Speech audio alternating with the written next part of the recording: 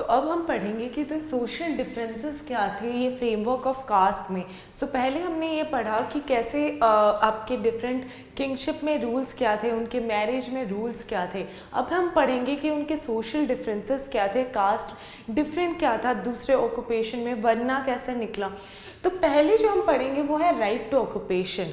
तो आपके धर्मशास्त्र और धर्म सूत्र में ये लेट डाउन किया गया है कि आपका राइट टू ऑक्यूपेशन मतलब आप हर वर्ण का ऑक्यूपेशन क्या होना चाहिए, उनको क्या काम करना चाहिए। तो ये पूरा लेट डाउन किया गया है, ये पूरा लिखा गया है आपके धर्मशास्त्र और धर्म सूत्र में। हर वर्ण की जो काम है वो सब लिखा गया है।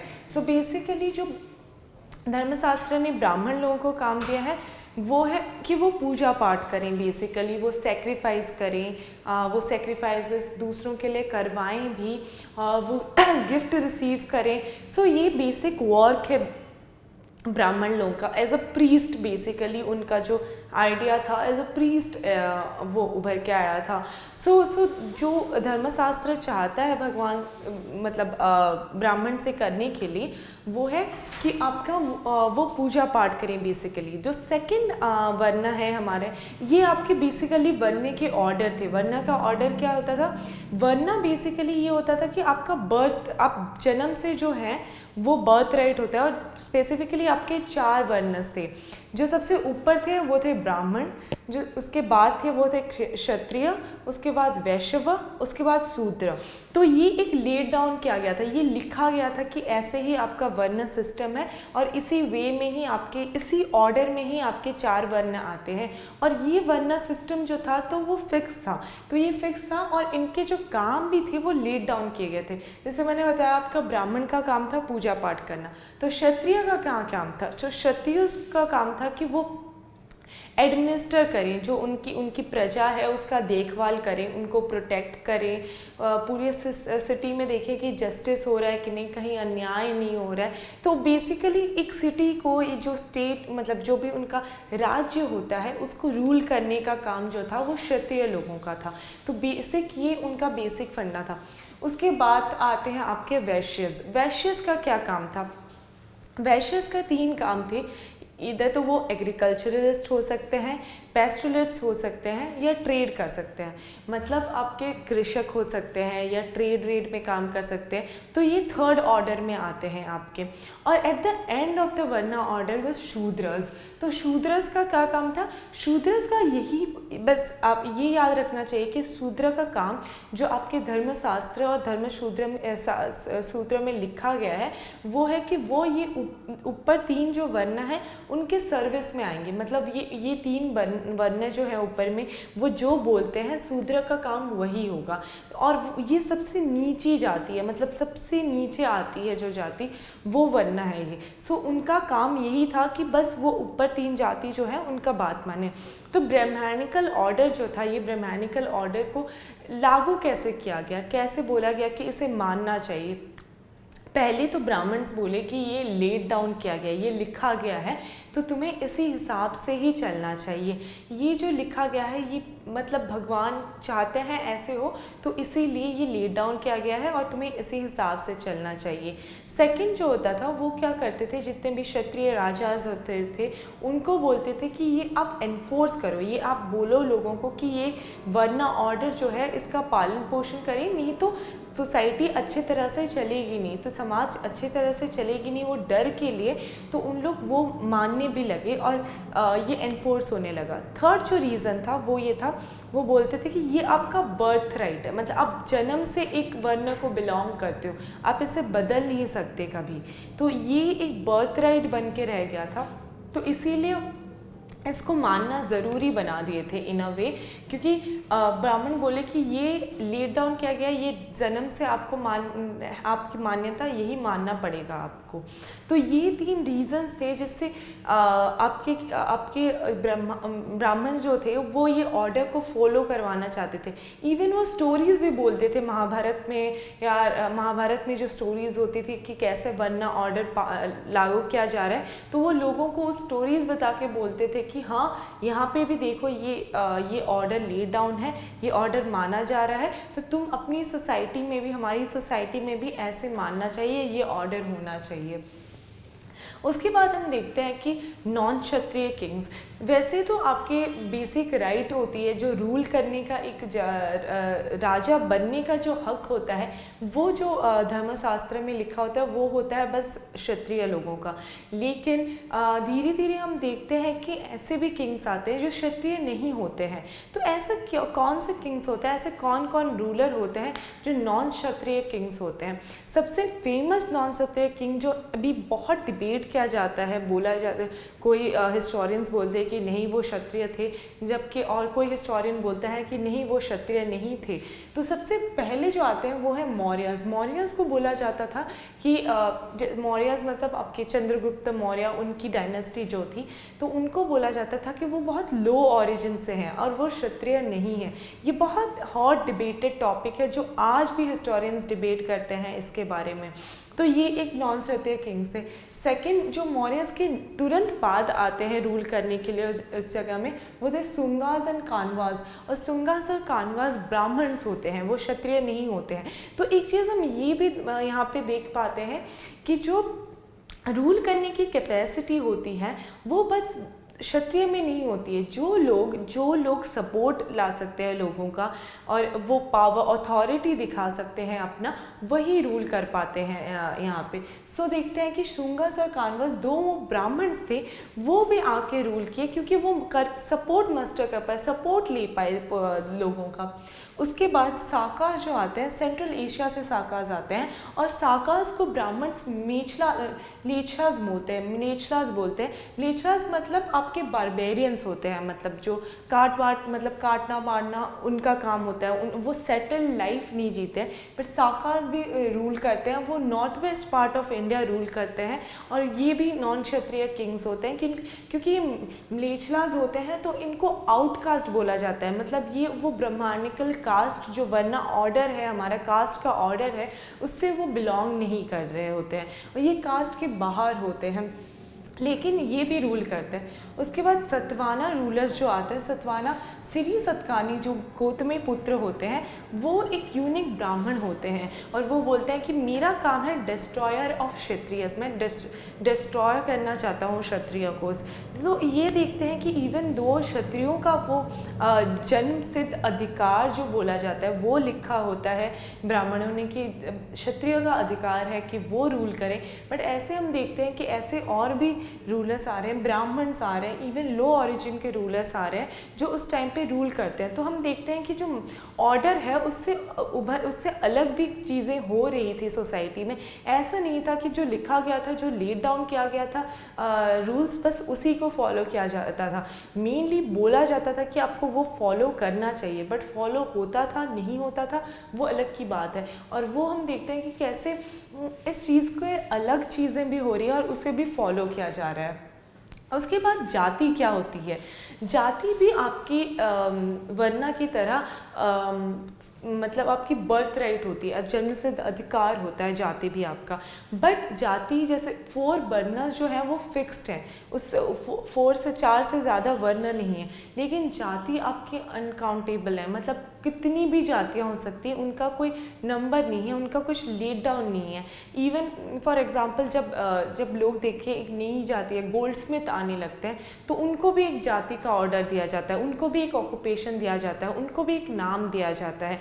तो हम देखते हैं कि जो जाति होती है वो फिक्स नहीं होती। जाति जो होती है वो मतलब जितने नंबर ऑफ ऑक्यूपेशन, क्योंकि आप जैसे सोसाइटी आपकी बढ़ती है तो आपके ऑक्यूपेशंस भी बढ़ते हैं, नए नए ऑक्यूपेशंस आते हैं, इनोवेशंस होते हैं, नई नई चीज़ें आती हैं सामने।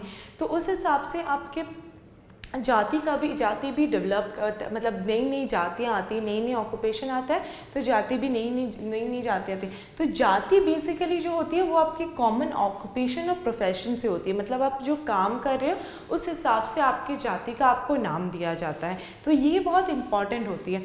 सो आपके मध्य प्रदेश में एक इंस्क्रिप्शन मिला है, वहाँ पे बहुत इंटरेस्टिंग इंस्क्रिप्शन है। वहाँ पे जो वहाँ पे गिल्ड ऑफ सिल्क वीवर जो है, सिल्क वो वहाँ पे देखा जाता है। जो सिल्क वीवर्स आए होते हैं, एक अलग टाइप के सिल्क वीवर्स आए होते हैं जो गुजरात से बेसिकली वो मध्य प्रदेश में माइग्रेट किए होते हैं और उनको नाम दिया होता है दसापुरा।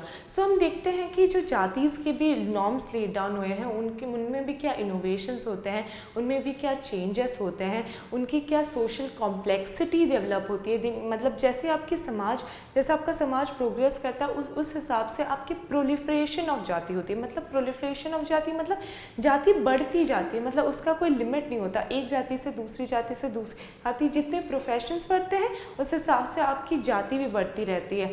ये मतलब बट ये मानना गलत है कि यदि वो जाति का वो प्रोफेशन है तो सब लोग वो जाति के बस वही काम करते हैं। मतलब किसी जाति का प्रोफेशन है वीविंग करना, बुनना, सिलाई करना, तो ये मान्यता नहीं है कि सारे लोग उस जाति में बस वही प्रोफेशन करते थे। ऐसे भी लोग थे जो वो प्रोफेशन छोड़ के दूसरा प्रोफेशन भी करते थे। सो ये एक नॉर्म था, ये लेट डाउन हुआ था, लिखा गया था, बट ये मान्य नहीं रखता कि सब लोग वहाँ पे वही फॉलो करते थे, वही मान के चलते थे। तो हमारी इंटीग्रेशन ऑफ वर्ना प्रैक्टिसेस क्या थे? मतलब बेसिकली जो आपके ट्राइबल लोग थे वो ब्राह्मणिकल सोशल प्रैक्टिसेस जो थे वो मानते नहीं थे। तो ब्राह्मण्स उन्हें सोचते थे कि वो अनसिविलाइज्ड लोग हैं, वो अपनी मनमानी करते हैं, वो मतलब जंगलों में रहते हैं, वो हमारे उनको ब्राह्मणों ने क्या कर दिया था, उनको आउटकास्ट बोल दिया था। मतलब वो हमारे लोग नहीं है, मतलब हमारी सोसाइटी में रहने के लायक नहीं है, इसीलिए वो सोसाइटी से बाहर रहते हैं, इसीलिए वो जो हमारा कास्ट फॉर्मेशन है उसके आउट रहता है, इसलिए वो आउटकास्ट हैं बेसिकली। तो ये ट्राइबल लोगों को माना जाता था। उनको भी म्लेच्छलाज और आउटकास्ट बोला जाता था। मतलब जो लोग ब्राह्मणिकल सोशल प्रैक्टिसेस से या ब्राह्मणिकल सोशल नॉर्म्स फॉलो नहीं करते थे, उनको ब्राह्मण सोचते थे कि वो हमारे जो नॉर्म्स हैं उसके बाहर हैं, सोशल प्रैक्टिसेस जो हैं, जो हमारी सिचुएशन है वो उससे बाहर रहते हैं, तो वो है आउटकास्ट हैं। तो लेकिन हम और भी चीज़ें देखते हैं कि इवन दो आउटकास्ट होते हैं, but there is also a share of beliefs और आइडियाज जो आपके फॉरेस्ट पीपल हो गए, ट्राइबल्स पीपल हो गए, आउटकास्ट हो गया, या ब्राह्मण, मतलब आपके जो ब्राह्मण्स हो गए, या राजा रानी हो गए, उनमें एक बिलीव भी था, एक शेयर्ड बिलीव भी वो रखते थे। वो आइडियाज़ भी उनके ऐसे आइडियाज़ थे जो वो शेयर करते थे। उनके मतलब ऐसा नहीं था कि सारे डिफरेंसेस ये पूरे अलग थे, ऐसे भी थे कि उनके कुछ प्रैक्टिसेस होते थे जो सेम थे। फॉर एग्जांपल, और ऐसे भी होते थे फॉर एग्जांपल कि वो चीज़ मतलब वो वहाँ पे बिलोंग नहीं करने से भी वो करना चाहते थे। फॉर एग्जांपल हम एकलव्य ले लेते हैं। एकलव्य आपके बेसिकली एकलव्य फॉरेस्ट में रहता था, फॉरेस्ट पीपल था वो, लेकिन वो द्रोणाचार्य से आर्चरी सीखना चाहता था, तीरवान कैसे करते हैं वो सीखना चाहता था। तो इवन तो वो उसका ऑक्यूपेशन नहीं है, वो उसको करना ज़रूरी नहीं है, बट वो करना चाहता था, वो देखना चाहता था क्या होगा। भीम जो वन ऑफ द आपके पांडव हैं, वो हिडिंबा से शादी की थी, और हिडिंबा टेक्निकली जो बोला जाता है वो राक्षसी थी। तो हम देखते हैं कि कैसे जो ऑर्डर उनको मिला होता है वो उससे बाहर जाने की कोशिश करते हैं, बाहर जाते भी हैं। इवन आपके महाभारत में उसका लेट डाउन हुआ है, बाहर गए हैं उससे।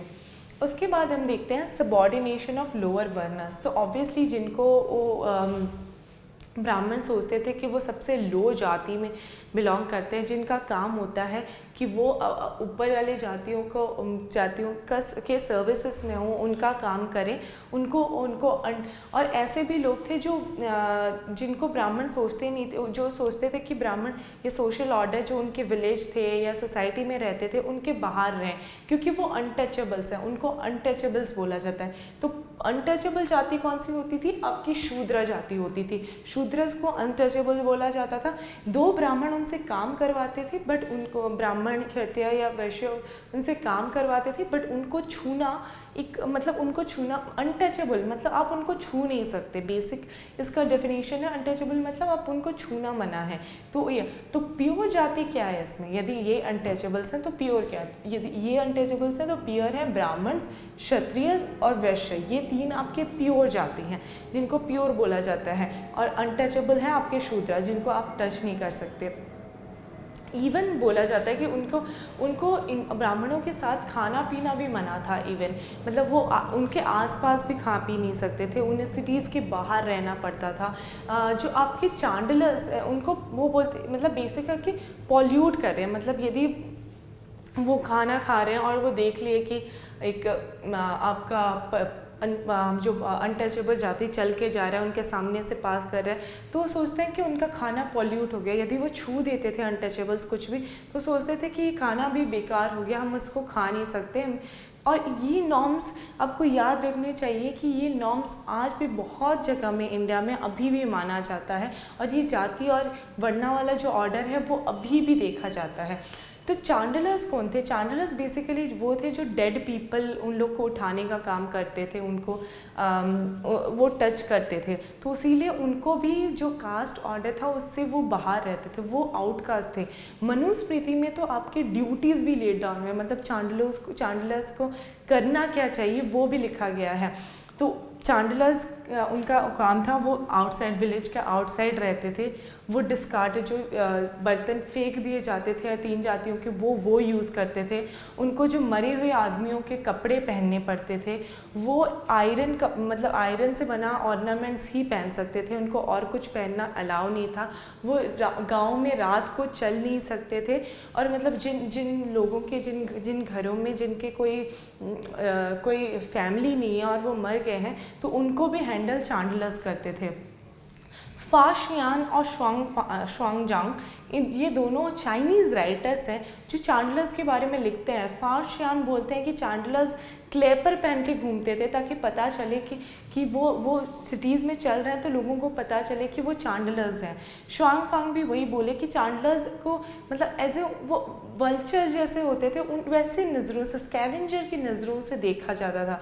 तो हमने पूरे इसमें देखा कि क्या सोशल डिफरेंसेस क्रिएट होते हैं, क्या अलग अलग जातियों के क्या काम होते हैं, जो वर्ना ऑर्डर कैसे ले डाउन हुआ होता है। और ऐसे भी नहीं है कि लोग उसी को पालन करते हैं, ऐसे भी लोग हैं जो उसके अलग भी जाते हैं, उसको उसको डिफाई भी करते हैं, उसको जैसे आपके नॉन क्षत्रिय किंग्स होते हैं वो भी रूल करते हैं। इस हिसाब से हम देखते हैं।